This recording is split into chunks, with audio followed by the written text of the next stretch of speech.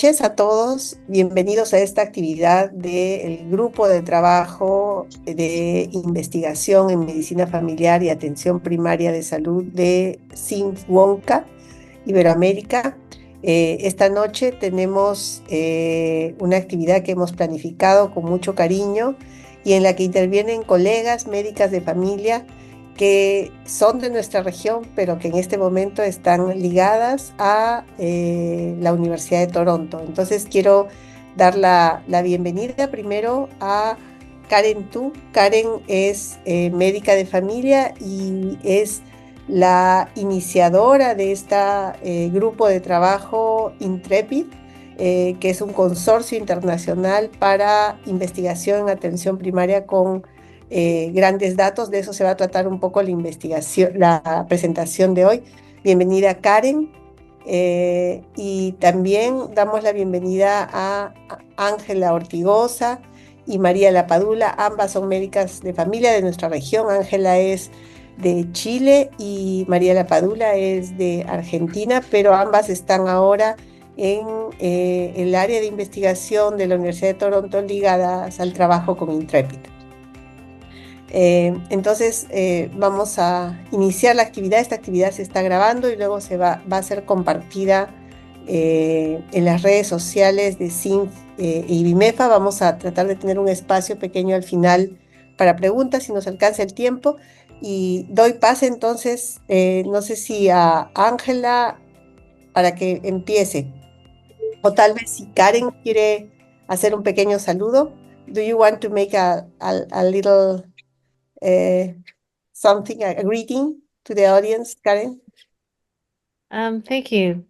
I'm sorry I don't have any Spanish, just a Mm. few words, but I'm really excited that Carla and Angela, who've been working very closely with me over the past few years and have been integral to building up Intrepid, especially in South America, are able to present to you in Spanish. Thank Ujú, you for joining us. ujú. Karen agradece la participación y está contenta de que gente de Latinoamérica esté participando y que pueda hacer la presentación en español. Al final vamos a hablar un poco de esto, pero tanto Karen como Ángela y María van a estar posteriormente en el Congreso Iberoamericano de Medicina Familiar en Panamá.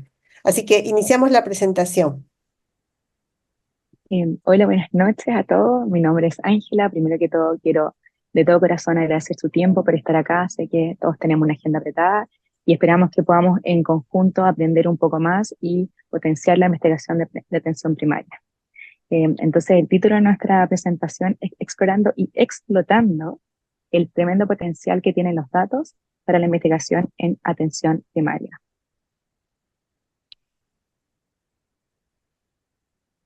Eh, En nuestra declaración de intereses, em, Ángela, que soy yo, y Carla, no tenemos ningún conflicto de interés con ninguna farmacéutica ni nada económico envuelto en esta presentación. Los objetivos de nuestra presentación es explorar y comprender cómo los datos pueden ser usados para la investigación e innovación en la atención primaria, destacar la colaboración entre médicos de atención primaria e investigadores y cómo esto puede potenciar la investigación, y examinar un grupo de trabajo, que es el grupo de trabajo que nosotros trabajamos como ejemplo, pero hay muchos otros ejemplos de cómo se podría usar la data en atención primaria para investigar. Un tema que no vamos a tratar porque no somos externos, no somos expertos, perdón, somos externos a esto, es la seguridad de los datos, la privacidad de los datos y las regulaciones locales e internacionales. Esta es una pregunta abierta que pueden responder por el chat o si quisieran hablar. Nos gustaría saber cómo creen ustedes que los datos que registran en su práctica diaria como médicos de familia pueden influir en las políticas públicas.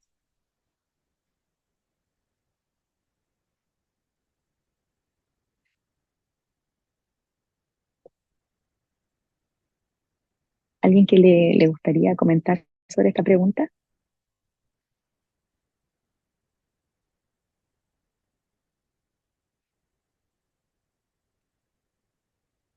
En el chat tengo alguna respuesta.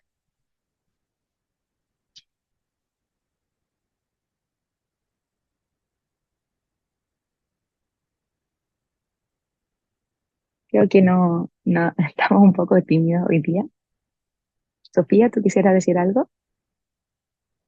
Eh, sí, yo creo que en la región pasa que muchos datos se registran todavía manualmente y también esa es una barrera en nuestros países, aunque en muchos países, aunque se registre manualmente, existen sistemas en los cuales se ingresan por lo menos códigos, en este momento CIE 10, que imagino migrarán después a CIE 11, o códigos de procesos, pero todavía estamos no tan cercanos a que toda la región tenga, por ejemplo, una historia clínica electrónica de donde se puedan sacar muchos datos, ¿no? Hay un comentario también ahí. Gracias. Dice Ana Carolina, yo pienso que aportan en la descripción del escenario epidemiológico de un lugar y pone algunos temas en agenda para priorizar políticas. Sí, muy, muy, muy bien, Ana Carolina. Muchas gracias por su respuesta. Em, como Ana Carolina dijo, como tú dijiste, Sofía, em, los datos, aunque sean en papel o más adelante vamos a hablar de otros tipos de datos que se llaman datos administrativos, ayudan a todos nuestros gobiernos, nuestro sistema de salud, ayudan identificando los problemas de salud pública, desarrollando evaluación de programas de salud, planificando asignaciones y recursos, en políticas de prevención, como decían, y control, en transparencia y rendiciones de cuentas, cómo se gasta el dinero, pero también tiene una clave y un poder en la investigación, para mejorar la investigación y para fomentar la innovación en salud. También se podrían usar para eso y es algo que no se habla muy continuamente acerca de ello. Yo les quiero contar un poco mi historia personal. Cuando llegué a trabajar en Intrepid, Karen me explicó qué hacían ellos con Big Data. Trabajan con muchos datos y para mí al principio era como una nebulosa, como la foto que ustedes ven acá, está la nebulosa Karina. Eh, Me gustaría también aquí mencionar a una poetisa chilena, Gabriela Mistral, con un premio Nobel, primera mujer latinoamericana en tener un premio Nobel, que dijo, búscame en el cielo y me verás pasar. A medida que nos fuimos familiarizando con los datos, que mi equipo me fue enseñando cómo funcionan los datos, esta nebulosa, algunos fotógrafos y artistas descubrieron que tenía la foto de nuestra Gabriela Mistral. Y a medida que uno se familiariza con la investigación, con los datos, uno le va viendo sentido a esta nebulosa, a estos datos, y se puede dar cuenta que sí concretamente se pueden volver investigaciones a todo nivel, a nivel local, a nivel país, a nivel internacional. Esto es para decirles que aunque hablemos de datos y aunque esto parezca muy nebuloso, con una buena directriz, sabiendo navegar, sí se consiguen los resultados en la investigación. Entonces, basándonos en esto, me gustaría primero dejar algunos conceptos eh, que para mí fueron útiles cuando los entendí, que me gustaría traspasárselos a ustedes. Cuando hablamos de datos en salud, hay distintos tipos de datos en salud. Existen los datos clínicos, como Sofía nos contaba, que están relacionados directamente con la salud y el historial médico del paciente. Nuestras historias clínicas electrónicas, tradicionalmente en papel en muchos países, hay pocos países o algunas regiones de los países que han logrado migrar a historias clínicas electrónicas, contienen información como diagnósticos, medicamentos, alergias, resultados de exámenes de laboratorio, imágenes y datos reportados por el paciente, cómo se siente, qué le duele, su estilo de vida. Aquí les voy a mostrar un ejemplo de, solamente vamos a entender qué tipo de estudio se puede hacer con estos datos. Eh, este es un estudio que se hizo en Ontario, Canadá, y el objetivo era evaluar si hubo un aumento en las visitas relacionadas con déficit atencional y en la frecuencia de los pacientes buscando atención médica en los médicos de familia durante la pandemia del COVID. El método del estudio es un estudio transversal y retrospectivo y se usaron registros médicos electrónicos en una red grande que existe en Ontario para responder esta pregunta. Pero a su vez existen otro tipo de datos que se llaman datos administrativos. Aquí les vamos a mostrar tres ejemplos de datos administrativos. Uno son los datos de reclamaciones. En cada país pueden tener nombres distintos. Finalmente son los provenientes de compañías de seguro o del sistema público. En Chile, el sistema FONASA. Tiene que ver muy detallado con cuando un paciente tiene una prestación, esta prestación tiene que tener un cobro asociado. Y es este dato el que nos permite, es un dato administrativo, pero que también podría ser usado. para la investigación.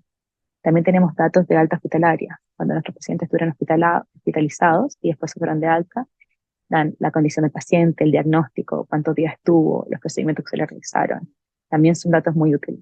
Y los datos de salud pública, que son en general recopilados por agencias gubernamentales que rastrean tendencias de salud, como brotes de enfermedades o tasas de vacunación. Con este tipo de datos también se puede hacer investigación. Y aquí tenemos este estudio que también realizaron en Ontario, que es determinar la prevalencia y características de los jóvenes con déficit de atención, identificar los factores predictivos para la prescripción de medicamentos psicotrópicos en jóvenes con déficit atencional. Esto es un estudio nuevamente transversal y retrospectivo, que es lo que nos permite los datos, y fueron registros médicos vinculados a datos administrativos de salud.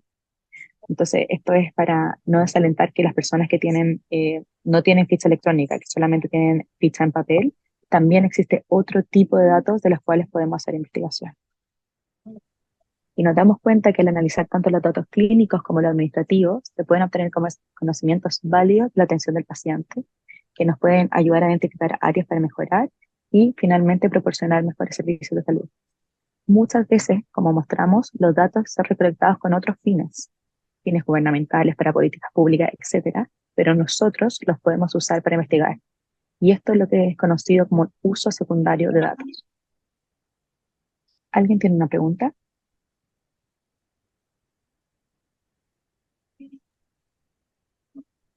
Aquí empieza mi compañera Carla. Gracias, Ángela. Gracias por invitarnos. Mi nombre es Carla Lapadula, soy médica de familia de Argentina e investigadora asociada en el Departamento de Medicina Familiar y Comunitaria de la Universidad de Toronto. Y para comenzar vamos a preguntar ¿por qué es importante, por qué les parece que es importante la investigación en atención primaria? Bueno, mientras juntamos algunas respuestas, podemos, podemos decir algunas de las que pensamos nosotras. ¿Puedo contestar? Sí, claro. Hola. Por favor. Es importantísimo porque si vemos a la mayoría de investigaciones tienen que ver con investigaciones a nivel terciario, hospitalario, y solo eso parecería importante para nuestros estudiantes, digo, de pregrado y de posgrado. Entonces, es importante generar, digamos, manifestar la importancia de ese nivel a también, o sea, nos queda claro, pero hay que hacerlo evidente, tangible, porque es ahí donde es la puerta de entrada de la mayoría de sistemas. Entonces, Sí. parecería que ahí no se hace nada si no se escribe, como dicen y sabemos aquí en América Latina, bueno, y en todas partes, que si no se escribe no existe, si no hay publicación no existe, y es un problema Eso, desde nosotros que somos muy de narrar y de contar, pero no de escribir. eso es muy cierto. Y de estar trabajando y trabajando y no tomarnos ese tiempo, ¿no? Para ver para documentar lo que está pasando. Sofía dice, porque es el lugar donde suceden la mayor parte de las interacciones sanitarias. Es cierto, el gran volumen de pacientes que se ven en atención primaria y variedad es muy importante. ¿Hay algún otro comentario? No. Bueno, podemos pasar algunas de las cosas las mencionamos, pero aquí dice, en la práctica diaria surgen preguntas para las cuales no siempre encontramos respuestas en la literatura o en los indicadores nacionales. Y es importante investigar para poder responder ese tipo de preguntas. Siguiente. Por el gran volumen y diversidad de pacientes que vemos, como dijeron ustedes, eso nos permite identificar tendencias, patrones de enfermedades y planificar una mejor atención. Por la naturaleza de nuestra especialidad, porque abordamos al paciente de manera integral, considerando factores como su entorno, familia y comunidad, lo cual es único en este rama de la investigación, y porque los hallazgos de nuestra investigación pueden guiar políticas de salud, crear estrategias más efectivas que se ajusten a las necesidades reales de nuestra población. Además, la investigación en atención primaria permite facilitar la creación de redes de colaboración entre profesionales de salud, instituciones académicas, organismos locales e internacionales. Y tenemos un comentario que dice María. Da respuesta a las preguntas que surgen en la atención diaria en el primer nivel. Perfecto, sí, muy de acuerdo. Esta figura intenta representar la magnitud de los datos que se recopilan en atención primaria. En esta figura vamos a ver el número de servicios de salud que son utilizados en 24 horas en la provincia de Ontario, que es una de las provincias de Canadá. Como vemos, en un día se realizan 130 reemplazos de rodilla y cadera, 6.300 internaciones, 6.900 tomografías y resonancias, 14.700 consultas de guardia, 22.600 radiografías, 71.200 consultas al especialista y 141.200 consultas al médico de familia, solamente en 24 horas. Así que imagínense la cantidad de datos que pueden recolectarse en atención primaria. En un país como, en este caso, Canadá, donde el primer nivel de atención es muy fuerte, ¿no? Bueno, cuando nos planteamos realizar investigación en atención primaria con datos, surgen distintos desafíos, y uno de ellos es la búsqueda de fuentes de datos. Lo primero que tenemos que ver es disponibilidad, es uno de los desafíos. ¿Existen los datos para responder mi pregunta de investigación? ¿Podemos obtenerlos de manera oportuna, a tiempo, si los datos están en papel? ¿Cuánto tiempo puede llevarnos digitalizar esos datos? ¿Y cuánto recurso humano, no? Otro de los desafíos, siguiente, es la facilidad de uso. Tenemos la tecnología para procesar los datos. ¿Existen restricciones legales o regulatorias que nos impidan el acceso a los datos? Siguiente. La exactitud de los datos es importante. Datos inexactos pueden llevar a resultados erróneos, por lo tanto la validación para detectar y corregir posibles sesgos es sumamente importante. Siguiente. Conocer la calidad con la que se recolectaron los datos también es crucial. Los datos que están mal recolectados pueden no servir o requerir costosos procesos de limpieza de datos. En conclusión, no existen datos perfectos, pero vamos a tener que hacer un balance entre estas categorías para seleccionar las mejores fuentes de datos para responder nuestra pregunta. A veces uno piensa que el acceso a las grandes bases de datos en la atención primaria son costosos o dificultosos o requieren muchos pasos burocráticos, pero no siempre es así. Existen bases de datos que son libres, que uno puede acceder sin problema. Este es un ejemplo, el SISAB es el Sistema de Información de Salud en Atención Primaria de Brasil. Es un repositorio nacional donde existen datos sobre consultas en atención primaria vinculados al motivo de la consulta y estratificado por edad, sexo, localidad dentro de Brasil, y uno puede descargarlo libremente de la página web. Incluye más de 98 millones de pacientes. Otro ejemplo es el Repositorio Único Nacional de Información en Salud de Perú, que cuenta con datos estadísticos nacionales de la población de Perú, tanto en atención primaria como datos hospitalarios. En este caso los datos no se descargan directamente, pero el investigador local puede solicitarlos y los proporcionan en tiempo y tienen un muy buen sistema de recolección. Este es otro ejemplo. En el Reino Unido, The Royal College of General Practitioners dispone de una página donde tienen diferentes indicadores de salud de consultas de atención primaria. No están todos los diagnósticos, pero de acuerdo a lo que uno puede investigar, se pueden encontrar enfermedades respiratorias, alergias respiratorias y distintas enfermedades infecciosas que pueden servir, depende de lo que uno necesita investigar. Y todos estos son de libre acceso.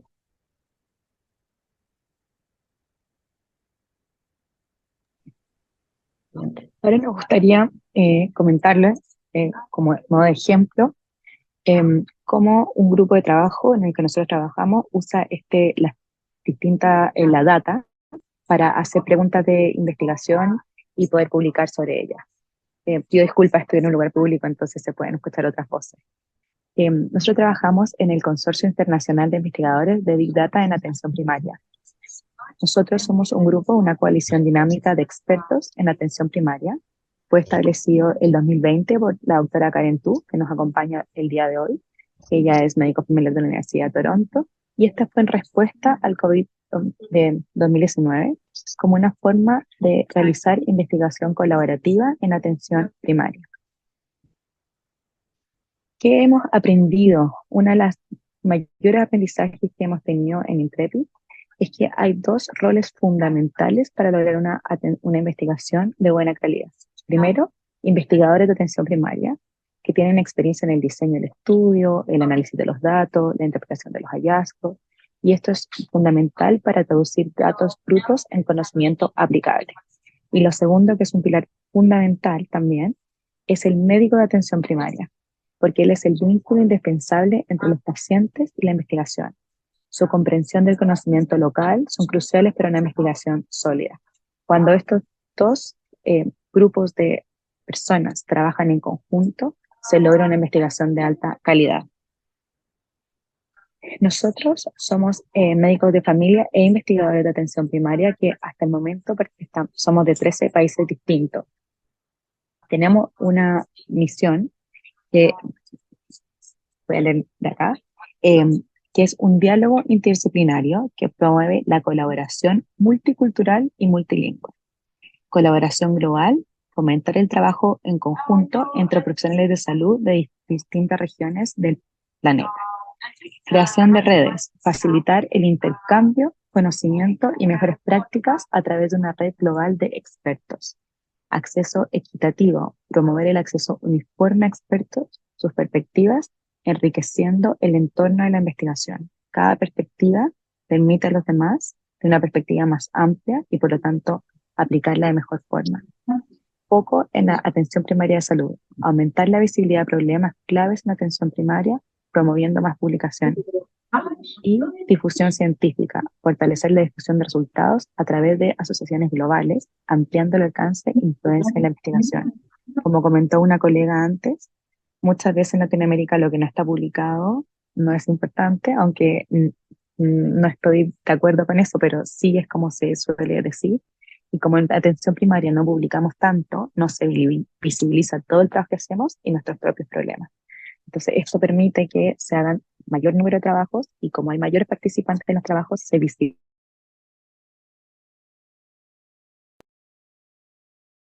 más la atención primaria.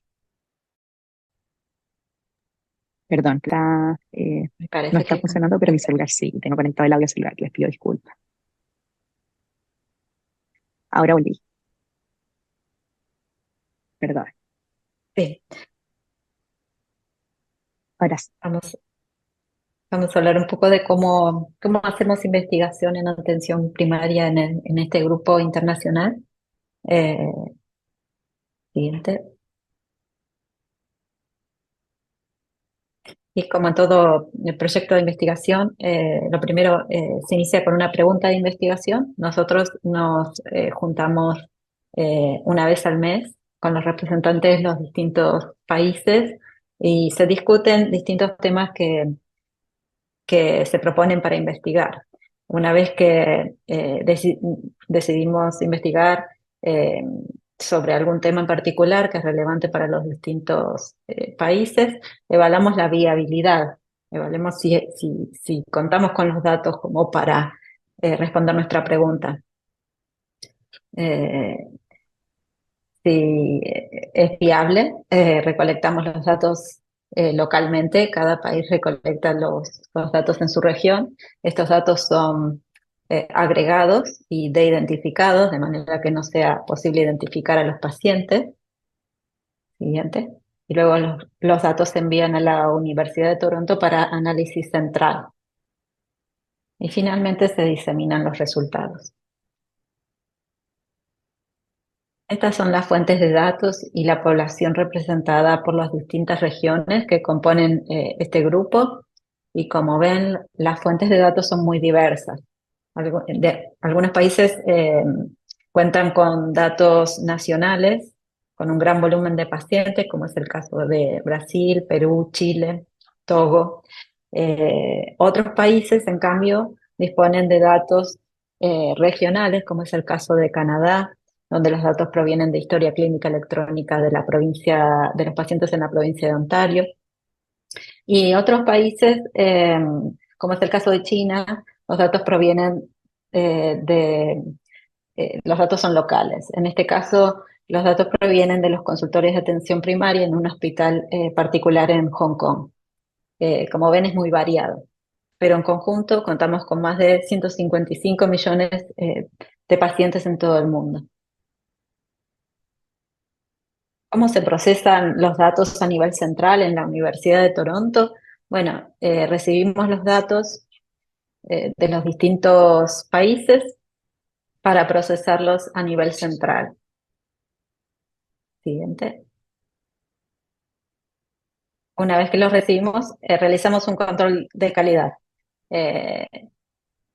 Por más que en cada país ese control se realiza individualmente, se vuelve a realizar un control de calidad a nivel central. Y lo siguiente es un paso que es la armonización de vocabulario, y vamos a explicar un poquito más. Los datos que recibimos son datos de visitas a los distintos centros de salud para ver a los médicos de familia, y estas visitas vienen asociadas con un código diagnóstico. Este código diagnóstico es diferente de acuerdo al lugar donde se colectan los datos. En algunos lugares se codifican las consultas con un sistema que se llama SNOMED, que tiene más de 330.000 códigos. En otros países se utiliza el ICPC2, que está más orientado a la atención primaria y cuenta con 1.300 códigos. ICD-10 o CIE-10, que muchos conocen, cuenta con más de 14.000 códigos. Y OHIP es el sistema que se utiliza acá en Canadá, y este sistema cuenta con tan solo 600 códigos. ¿Por qué la cantidad de códigos es importante? Porque necesitamos homogeneizar estos distintos vocabularios para incluir la misma calidad de consulta en un país que en otro. Y para eso, por más que existen métodos de armonización estandarizados, nos dimos cuenta que esto es un proceso bastante manual, que hay que revisarlo y que hay que validarlo con los expertos de cada lugar. Eh, por ejemplo, si uno quiere estudiar neumonía, por ahí existe un código de neumonía aguda en OHIP, pero en ICD-10 existen 150 códigos, y hay que mirar uno por uno para ver que, que realmente quien ingresó el código haya querido decir que el paciente tenía la misma patología que el que ingresó otro código. Y es un proceso bastante manual. Esta es la armonización de los vocabularios. Siguiente paso es realizar el análisis estadístico, y finalmente uno de los pasos más importantes es la validación de los resultados por los expertos locales. Siempre tenemos esa revisión por parte de los expertos locales para ver si lo que nosotros encontramos es lo que ellos también perciben en su práctica, ¿no? Y en cada publicación documentamos todo el procesamiento de los datos, cuáles son las fuentes de datos, qué sistema de codificación se utiliza, cómo se realizó el control de calidad, cómo se procesó localmente, cómo se procesó a nivel central. Siguiente. Estas son algunas de nuestras publicaciones. Pásala, sí. si están interesados podemos darle las referencias. Muchas gracias. ¿Alguna Ya, pregunta sobre lo que hablamos? ¿O continuamos y después vamos con las preguntas?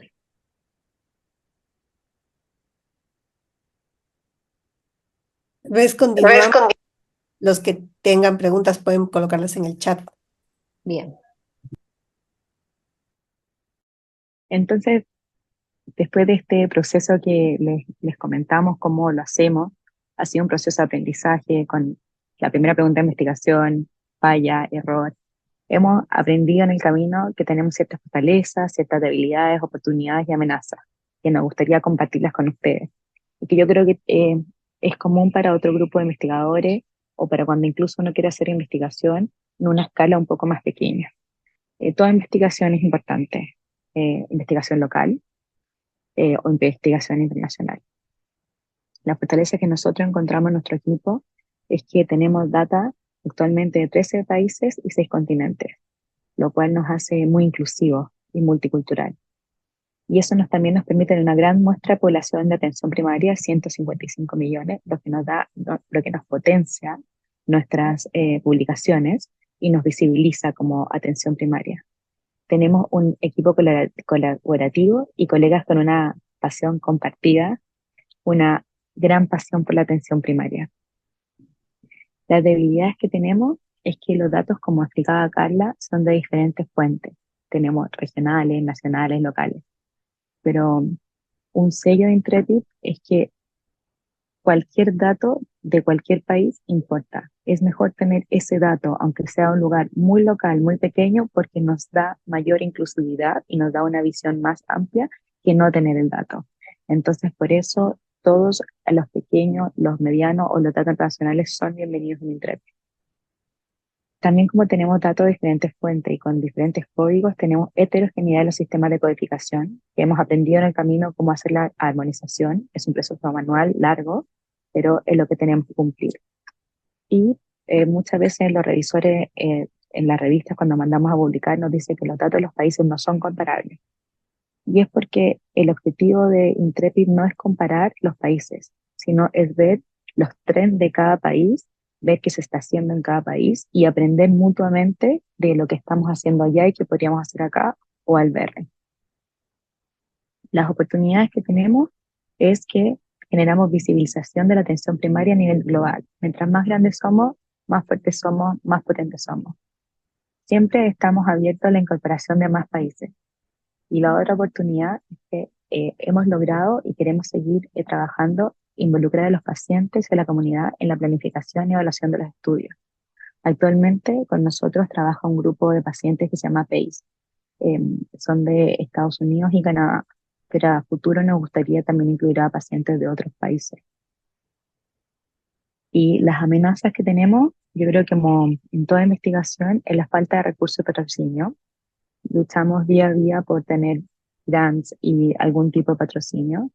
Y también otra amenaza que es compleja en ciertos casos es la aprobación de los distintos comités de ética, que puede retrasar la investigación, toma tiempo y hace que algunos países y algunos colegas no tienen el suficiente tiempo y no pueden participar porque requiere mucho esfuerzo por parte de ellos. ¿Qué lecciones hemos aprendido en estos casi 4 años y medio que llevamos juntos? Lo perfecto es enemigo de lo bueno. Hacemos lo mejor, pero sabemos que la investigación con data es una investigación retrospectiva, pero aún así es investigación y es importante. La paciencia es una virtud.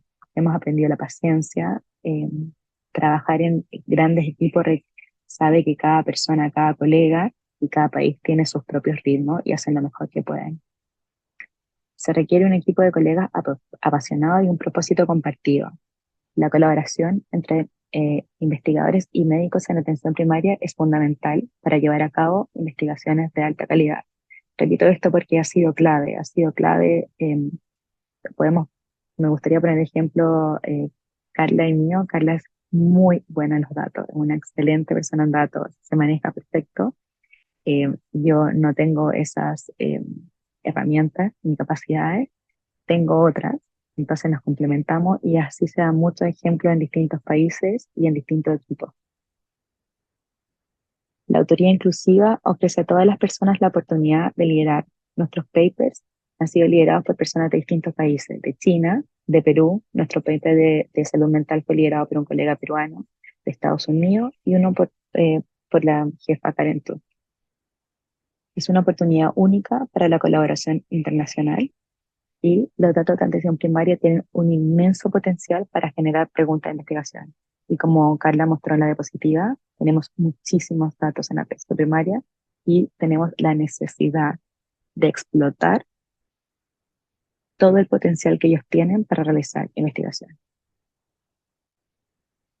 Si alguno de ustedes va a ir a Panamá, nos vamos a encontrar allá, vamos a hacer una presentación también de Intrepid, un taller y un abstract que hicimos sobre los países latinoamericanos. Y esa ha sido nuestra presentación. Muchas gracias por su tiempo. Estamos abiertos a preguntas y comentarios.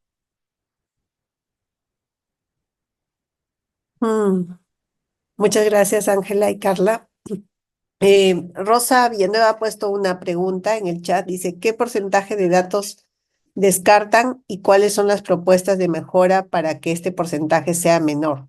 ¿Cómo han manejado la necesidad de armonizar los datos sensibles? Cada país tiene normas distintas en esto. Bueno, no son demasiados los datos que descartamos porque cuando llegan a la Universidad de Toronto ya fueron procesados a nivel local. Entonces,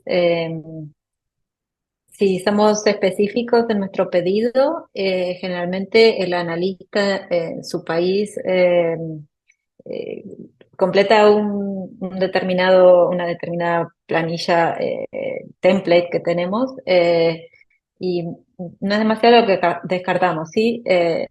Descartamos los datos que son duplicados y tratamos de incluir solo consultas al médico de familia.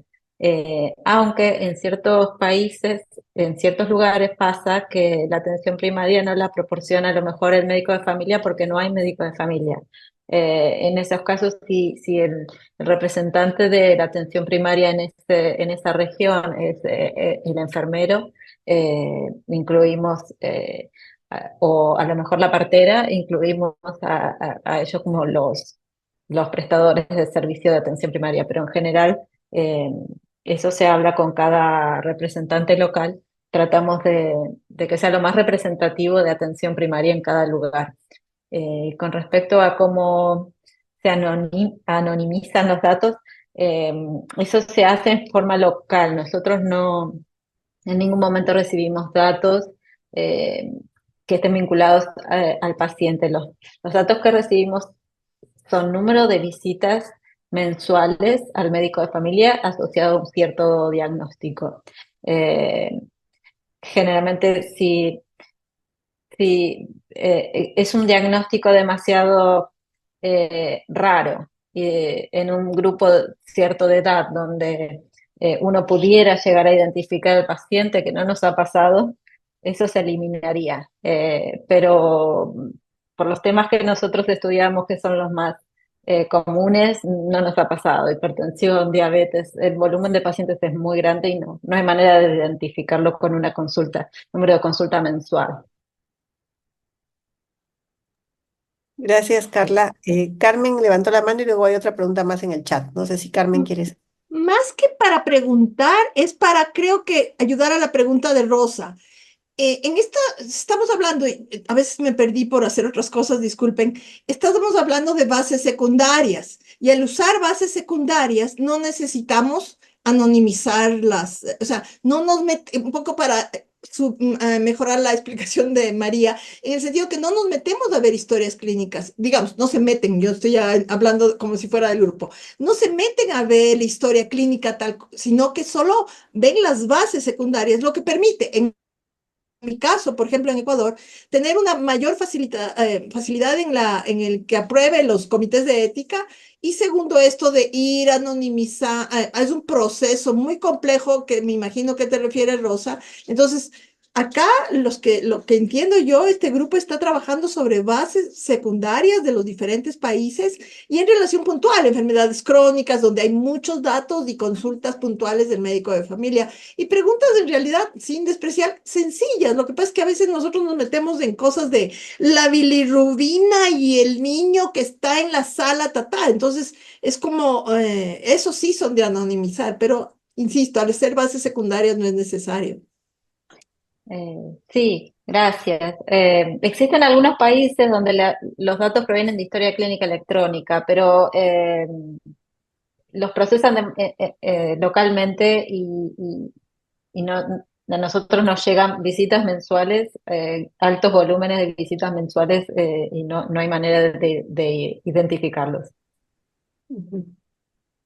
Además que, antes de pasar a la pregunta de Jonathan, de repente resaltando lo que comentó Carmen, digamos, las preguntas se basan un poco en buscar a veces tendencias que pueda haber. Por ejemplo, las dos últimas publicaciones eran un poco relacionadas a qué pasó antes y después del COVID, por ejemplo, con visitas en salud mental, que creo que es relevante y que no tenemos el dato de eso, ¿no? Entonces, al juntar mucha información sobre eso, podemos mirar las tendencias que hay en cada país y luego sacar un poco de conclusiones respecto a qué está pasando en cada país o por qué puede estar pasando eso en cada país, o si son tendencias que pasan tanto en países de ingresos altos como en países de ingresos medios bajos.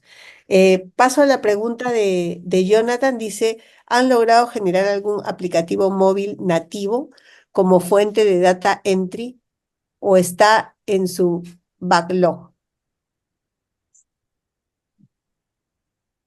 Lamentablemente,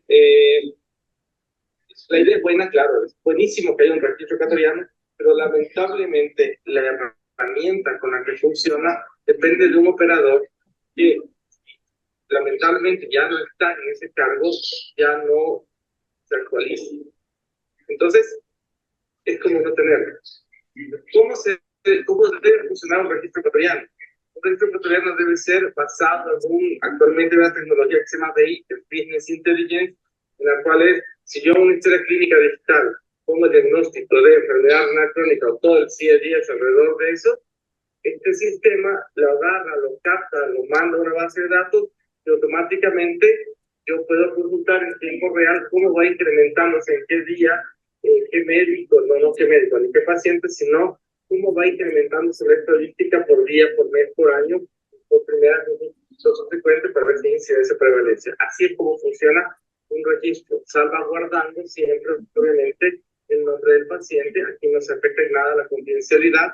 Puedo salvaguardar el nombre de la institución si es que yo quiero, eso en realidad es mucho, pero ahí sí me serviría muchísimo la gestión, pero por motivos de investigación yo podría saber cómo va creciendo, aumentando, dónde está ubicado el paciente, si hay muchos pacientes en la costa, en la sierra, en el oriente, no solo desde el punto de vista colectivo. Recuerden que la enfermedad renal crónica es un efecto final de un problema metabólico de muchos años, es decir, mientras más enfermedad crónica tenga, significa que es una población metabólicamente mal manejada. Entonces, es bien importante este problema. Nosotros no recibimos, claro, pero sabemos que hay un paciente que llegó a esto principalmente por problemas metabólicos. Entonces, el registro ecuatoriano es una buena idea, pero ya les digo, me estaba yo ahí. No sé si Carla o Ángela quisieran responder la pregunta de Jonathan sobre si se ha generado algún aplicativo móvil nativo. Es una muy buena pregunta y es una muy buena idea la que él propone, como tener algo en tiempo real. Eso no ha podido ser posible porque, como explicábamos, por la variedad de países que tenemos, cada país funciona de manera distinta. Hay algunos países que están adheridos a un sistema muy parecido al que se refiere, que se llama OMOP. Tienen todos sus pacientes, tienen entrada única por paciente, con medicamentos, con exámenes, y que uno podría tener algo a tiempo real, pero muchos de los otros países que tenemos aún están con ficha médica en papel.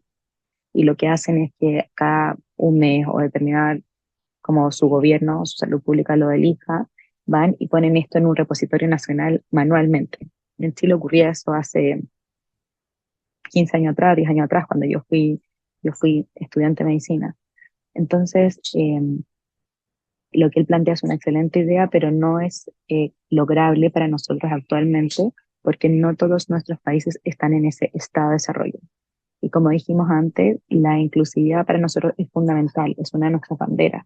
Entonces, finalmente tratamos de adecuar la investigación para tratar de incluir la mayor cantidad de países, entendiendo que cada país es único, en un nivel de desarrollo único para ese país, valga la redundancia, y todos los datos son importantes. Muchas gracias. Creo que no tenemos más preguntas, por lo menos no veo en el chat.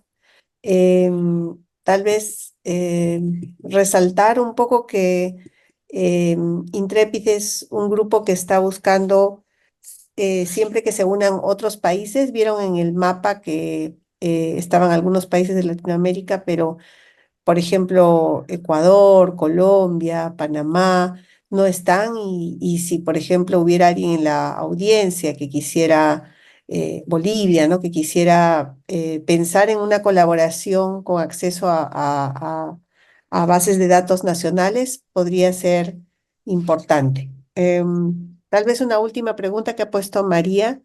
¿De qué manera esperan que los médicos de familia de diferentes países colaboren en vuestra gran empresa?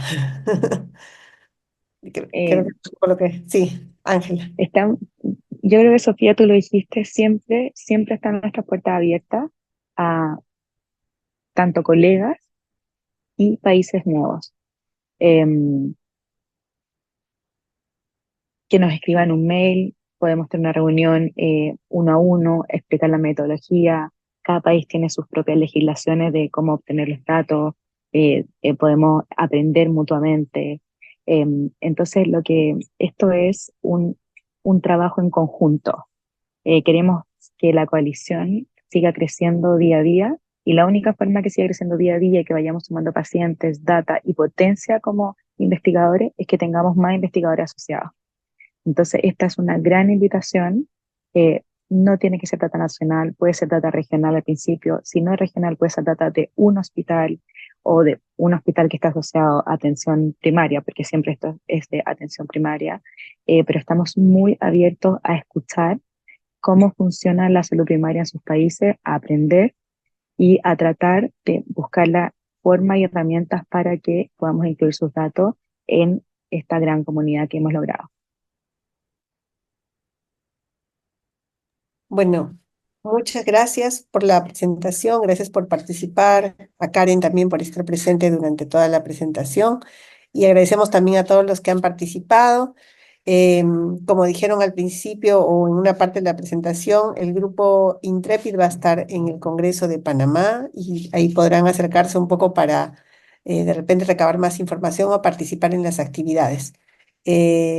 Desde el grupo de investigación de medicina familiar y atención primaria para CINF y BIMEFA les agradecemos mucho su participación y ya estaremos hablando de nuestra siguiente actividad previa al Congreso, que es en octubre, donde también tenemos actividades. Así que los animamos a participar en el Congreso y a pensar en más preguntas de investigación que sean relevantes para nuestra región y a empezar a formar grupos que ojalá puedan hacer investigación local y también colaborativa.